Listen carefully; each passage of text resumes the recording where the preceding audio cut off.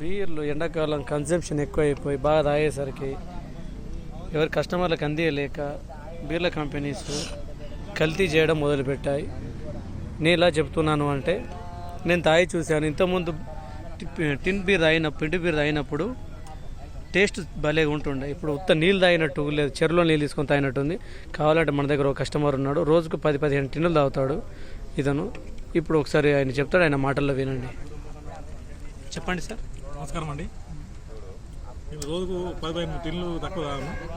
So ఇవాళ తాగితే ఏంటంటే ఇది నీళ్ళు ఎక్కడ ఉందండి, దీనిలో టేస్ట్ ఏం లేదు.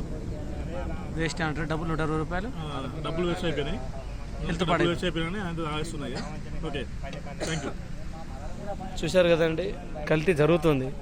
మీరు కూడా బీరు తాగడం బంద్ చేయండి. అనవసరంగా హెల్త్ ఖరాబ్ చేసుకోండి. నాకు తెలిసి ఏ చెరువులో ఏ కెనాల్ గట్టి నీళ్ళు కలుపుతున్నట్టు ఇందులో. సో జాగ్రత్త.